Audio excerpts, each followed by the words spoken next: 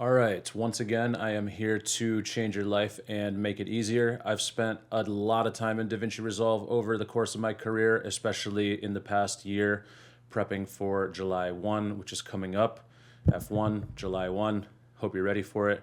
Anyways, I just want to show you a couple of things in Resolve that you might not know about kind of like a workflow when creating looks. This is pretty important and will save you a lot of time. So when I get footage into DaVinci Resolve, the first thing I'll do before any organization whatsoever is just put everything on a timeline and start looking at different looks and trying to build something. And I'll go from clip to clip. And then once I feel like I'm in a good spot, I will then get a little more organized. So I have a couple clips here and a grayscale, which will come into play in a minute, but let's start with this clip. One of the things that I do just to get a sense of what the footage looks like and kind of how it might have looked on set is just put a standard LUT on here. So the only thing that's happening in this clip right here is this standard ARRI 709 LUT. I want to take a look at our exposure. We can do it in the offset, or we can map the HDR wheels. So I'll map it to the Alexa.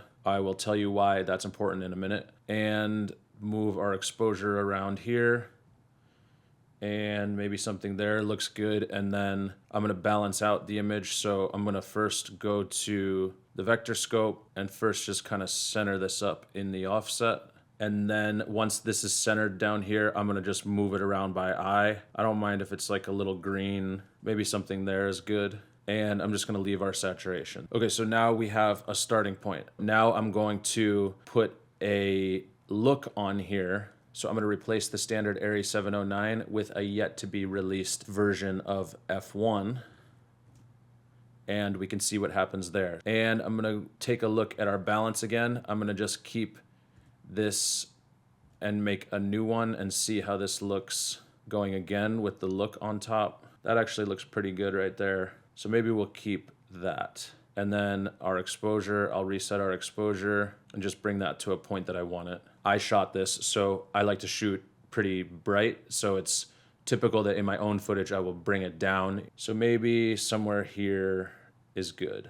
So let's say this whole scene took place in this set right here, and we have 100 clips on the timeline. I would then put this look onto the timeline if the whole entire project took place in this same setting, or I would put the look on the group post clip and group all the shots that were on this set into a group and then put that on the group so that all of the clips have the same look and you can adjust as needed above or below the group clip or above it if you want. But first I'm going to do a little test on this footage to make sure that I've set myself up to not have to waste any time later down the line. So I'm going to save this and I'm going to go down to grayscale here, or our ramp, gradient ramp, turn on the waveform.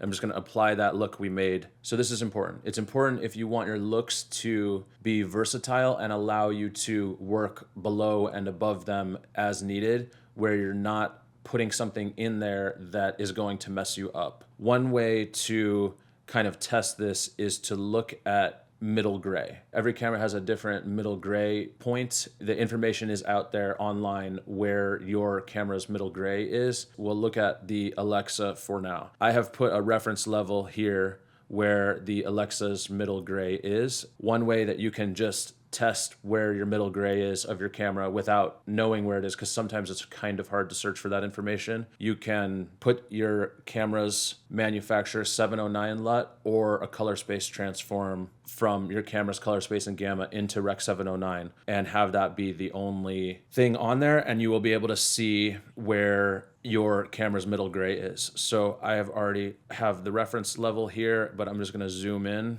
This is ARRI's standard 709 LUT, which is also what you're looking at in the camera by default and can pull from the metadata or download from ARRI. So I am turning this off and on. This is an untouched clip and only with ARRI's 709 LUT. I'm putting my mouse over right here and it's staying there. So this is our middle gray. You want to find the place that doesn't move, and that's your middle gray. And it's important to do this with the LUT from the manufacturer of your camera or with a color space transform, as long as you set that up properly. Now I will put on the look that we made previously. Bear with me, we're almost there. So we know where middle gray is, but we introduced color, so it's going to be hard to determine what's happening here when we're looking at the waveform like this. So if you click here and just go to the luminance, you can see this without all the colors. So we can see our middle gray is way off. Let me zoom in. So this is with nothing, and this is with our look. Our middle gray is off. The reason that we want it to be on is that exposure from clip to clip is not always perfectly accurate or where it should be for the final product. You don't want to be fighting against an exposure baked into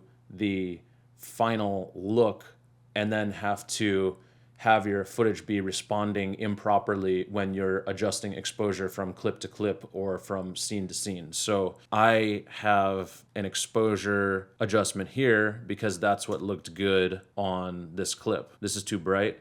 This looks good here. You might think, this looks good, let's put this clip on the timeline. If your commercial was one single shot and the exposure didn't change and it was in a closed off set, then fine, you can do that, but that's kind of rare. The longer that the project is in terms of footage and amount of shots, the more that this is important. So we'll go back to the ramp and I'm gonna turn off our exposure and check if the middle gray is on. The middle gray is not on, and maybe it was what we did in the offset. I of course know that this version of F1 and all versions of F1 don't change middle gray, so we can see that it is spot on. Not all LUTs are created equal, but I liked this move in there. So what do? Do I keep the color balance in there or not? To stick to the rules, I'm not going to keep it in there. So I will go back to our clip, copy the LUT, put it on the timeline, turn off the LUT from here. From here, I could either keep these adjustments in the clip level and apply these adjustments to all clips. So let's say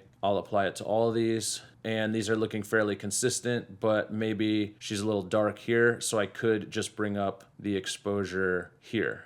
All depends on the nature of the scenes that are in your project and how much they differ from one to the other. If there's no changing light and everything is completely consistent, you could just make a grade on the clip and put it over to everything. But in real life scenarios, exposure changes, so not having certain things baked into your overall look is wise. Another thing you can do if you really know that you want this to go on the timeline or in the group post clip is bring it back over to here. And let's just say that this wasn't a blatant exposure adjustment in the HDR wheels. You could, within the look that you have created, level out the exposure with mapped HDR wheels, which is important to do it with mapped HDR wheels because that's similar to how it will look in camera if you change your exposure. It's like spot on accurate. So I am going to find our middle gray. Our middle gray is up here. So if where it is too high, you want to raise your exposure. So we'll raise it a little bit. And you can see our point has lowered down to where this line is, getting closer. Okay, so that's pretty on. So I will save that look and put it on this clip. And you can see how it is compared to just standard ARRI 709. But if we had not put the exposure back to where it should be, we could see how much it changes from the ARRI 709 LUT, which is just like an indication of kind of how things were designed to work. Our entire look matches how things should look, so we can put this onto the timeline, and then we can work under the timeline and adjust as we see fit. Okay, so one more clip. We have another somewhat similar shot. This is standard ARRI 709, and this is a version of F1 that looks good in this type of scenario. And we can see that we're not having any adjustments to our exposure here. So there's a couple things that I want to do here. In the balance, instead of using the vector scope, I'm just going to select this as white. And I want to make another one for contrast. So this pivot point here lines up directly with the values on your waveform. So let's just say I bring the contrast to 0, and we can see as I change the pivot point, it changes on the waveform. So again, I'm going to go in here and just show the luminance and I'm gonna put our middle gray towards our reference line, and that'll do. And then I'll just reset our contrast. So if I want to adjust our contrast, it will behave very nicely when I have matched the pivot point to the middle gray point. So let's see, maybe somewhere around there, which is not too different. We'll make a departure from there. Maybe super contrasty. And then let's take a look at saturation. I'm gonna use the color slice, and I'm gonna just take a look and see what skin tone does. Maybe there, and then check our saturation. So that's cool. This was the look before we did that, and this is the look now. So because this is our look in this case, and that look is not shifting where middle gray is, we can have a very good time working underneath it when everything is properly set up and we keep middle gray in our minds and just take a closer look at it in Resolve. So I can test this again. So middle gray is still on there. So this could be an acceptable look that could go on top of the timeline. This is Area 709, this is the LUT, and this is the final look. Working underneath the look is very important, and part of the look can happen underneath the look. And where you group those things together all depends on the variety in types of shots that are in the project. Again, if the whole entire ad was this one single shot, you could just do everything in the clip level. If it's a feature film, then you definitely want to be working in groups and on the timeline where your look that isn't messing with middle gray is on the timeline or the group post clip. So you kind of split things out as you need them. So when I'm working on making looks, I start with a LUT, which in this case and forever has been versions of F1.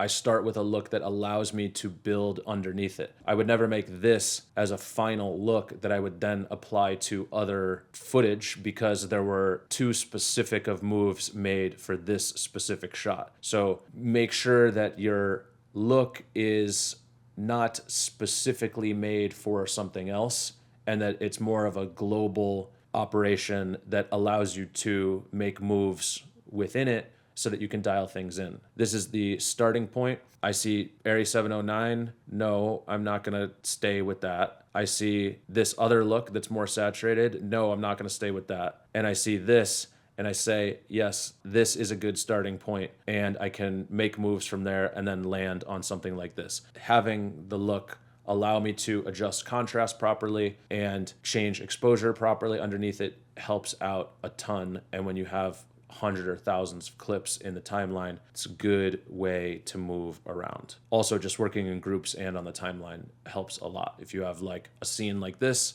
that would go in one group, and then if I go outside, that would go in another group, and you can just name your groups the different scenes, like exterior 1, exterior 2. If you have a simple look that works for everything, you can put that on the timeline. If you have multiple different looks, you can put them in the group post clip, or if you have the same look that you want on the entire film or commercial, put that on the timeline. One exterior you want it to be warm, and one exterior you want it to be cool. You put the warm and cool in two different group post clips, and then in the clip level, you adjust when there's exposure differences clip to clip, like if you were outside and the light was changing. Okay, I think that's it. F1, July 1st. Peace.